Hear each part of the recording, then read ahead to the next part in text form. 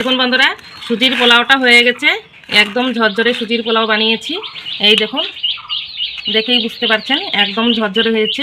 আপনারা বাড়িতে এইভাবে সুজির পোলাও বানিয়ে খাবেন বা আত্মীয় আসলে তাদেরকেও দিতে পারবেন। বাড়িতে আপনারা নিজেরা খেতে। বন্ধুরা, নিয়াজ কিচেনে সবাইকে স্বাগত জানাই। আজকে আবারও ফিরে এসেছি নতুন রেসিপি নিয়ে। আজকে আমি একদম ঝাল ঝাল ঝরঝরে সুজির পোলাও বানিয়ে আপনাদের সঙ্গে শেয়ার করব। আপনারা অনেকেই সুজি বানান, কিন্তু সুজি কিন্তু দলা পাকে যায়। আজকে আমি একদম ঝরঝরে সুজির পোলাওটা বানাবো। আমি কিভাবে সুজির পোলাওটা বানাচ্ছি আপনারা প্রথম থেকে শেষ পর্যন্ত পুরো ভিডিওটা দেখবেন, আশা করি ভালো লাগবে। সুজির পোলাওটা বানানোর জন্য আমি এখানে এক বাটি সুজি নিয়েছি। এখানে 250 গ্রাম সুজি আছে। এই সুজিটা প্রথমে আমি হালকা ভেজে নেব।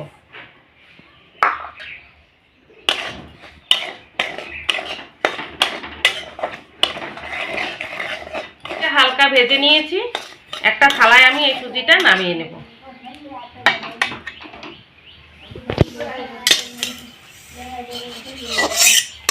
এবার আমি কড়াতে দিয়ে দেব সাদা তেল।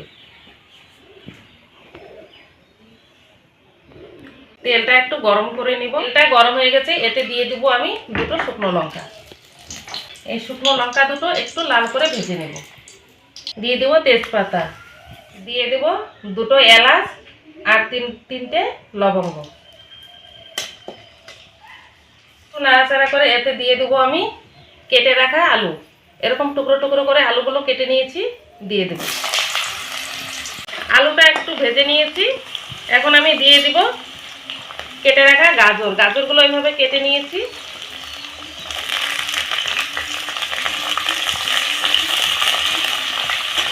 এখন এই নাড়াচাড়া করে গাজরটা আলুর সঙ্গে ভেজে নেব।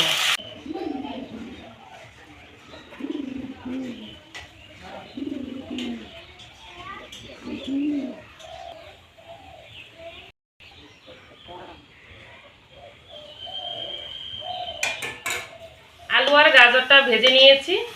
এখন আমি এখানে নিয়েছি কাজু আর কিশমিশ নিয়েছি। এই তেলে দিয়ে দেব, দিয়ে একটু হালকাভাবে আমি ভেজে নেব। কাজু আর কিশমিশটা আগে ভেজে নেইনি তেলে, তাই আমি একসাথে এখন এই তেলে ভেজে নিয়েছি।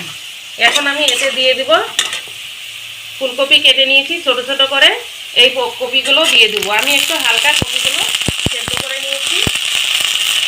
আর দিয়ে দেবো আমি এখানে মটরশুঁটি নিয়েছি। এই মটরশুঁটি দিয়ে দেবো। আর সবজিটা আপনারা আপনাদের হিসেব মতো দেবেন, আপনারা যে যেরকম সবজি খেতে পারেন। আমি এই সবজিগুলো দিয়েছি। দিয়ে দেবো পরিমাণ মতো লবণ। এখন আমি নাড়াচাড়া করে একটু ঢাকা দিয়ে দেবো, সবজিগুলো যেন সম্পূর্ণ সবজি যেন ভালোভাবে সিদ্ধ হয়ে যায়। 2 মিনিটের জন্য ঢাকা দিয়ে দেবো, হালকা আঁচে রাখবো। 2 মিনিট পরে ফিরে আসলাম। এখন আমি ঢাকাটা খুলে নেব। আর একটু নাড়াচাড়া করে আমি এই সবজিগুলো ভালো করে ভেজে নিব। সবজিগুলো খুব সুন্দর করে ভেজে নিয়েছি আর খুব সুন্দর সেদ্ধ হয়েছে। এখন আমি দিয়ে দেবো এই ভেজে রাখা সুজিগুলো। দিয়ে আমি এইভাবে অনবরত সুন্দর করে এইভাবে নাড়াচাড়া করব। সুজিটা দিয়ে আমি 2-3 মিনিট এইভাবে নাড়াচাড়া করেছি। আর যে বাটির মাপে আমি সুজি নিয়েছি, ঠিক সেই বাটির মাপেই আমি জল নিয়েছি। এই জলটা এখন আমি হালকাভাবে আস্তে আস্তে হাত দিয়ে এভাবে ছিটিয়ে ছিটিয়ে দিয়ে দেব আর এইভাবে নাড়াচাড়া করব অনবরত। সুজিটা দিয়ে অনবরত এইভাবে নাড়াচাড়া করছি। আর দেখুন ঝরঝরে ভাব হয়ে গেছে। আর এতে আমি দিয়ে দেবো এখন ভেজে রাখা বাদাম। বাদামগুলো আমি আগের থেকে ভেজে রেখেছিলাম। এই বাদামগুলো দিয়ে দিলাম। দিয়ে আবারও নাড়াচাড়া করছি। আর হাত দিয়ে আমি বারবার অল্প অল্প করে এভাবে জল দিব। এইভাবে জল দেওয়ার ফলে এই সুজিটা কিন্তু হালকাভাবে জল দেবো আর নাড়াচাড়া করবো। আর এতে কিন্তু এই সুজিটা ঝরঝরে হবে আর দলা থেকে যাবে না। আর আপনারা কিন্তু একবারে জল দিতে যাবেন না, জলটা এইভাবে হালকাভাবে দিবেন। আর তবেই কিন্তু এই সুজির পোলাওটা ঝরঝরে হবে। দেখুন বন্ধুরা, আমি 1 বাটি জল নিয়েছি। জলটা কিন্তু শেষ হয়ে গেছে, ছিটিয়ে ছিটিয়ে দিয়েছিলাম। আর লাস্ট অল্প একটু জল ছিল, এইটুকু আমি দিয়ে দিলাম। আর দিয়ে আমি অনবরত সুজিটাকে এইভাবে নাড়াচাড়া করতে থাকবো। দিয়ে আমি সুজিটা ভালো করে এইভাবে রান্না করে নিয়েছি। এখন আমি এতে দিয়ে দিব চিনি। এই পোলাওয়ে কিছুটা চিনি দিলে পোলাওটা খেতে খুব ভালো লাগে, তাই আমি দিয়ে দিলাম। আর লবণটা আমি সবজিতে একবারই দিয়ে দিয়েছিলাম পরিমাণ মতো, তাই আর এখন আর লবণটা দিলাম না।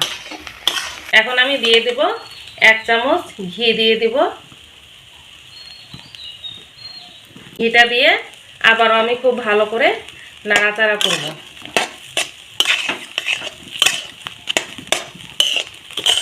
সুজিটা আমি এখন এই 5 মিনিট একটু ঢাকা দিয়ে রেখে দিব, হালকা আঁচে রেখে দিব, তাতে সুজিটা খুব সুন্দরভাবে সেদ্ধ হবে। হয়ে গেছে, ঢাকাটা খুলে নেব। দেখুন সুজিটা কিন্তু খুব সুন্দর হয়ে গেছে, এই যে সেদ্ধ হয়ে গেছে খুব সুন্দর। একটু নাড়াচাড়া করে এই সুজিটা এখন আমি নামিয়ে নেব। সুজি বলতে সুজির পোলাও হয়ে গেছে, এখন আমি নামিয়ে নিচ্ছি।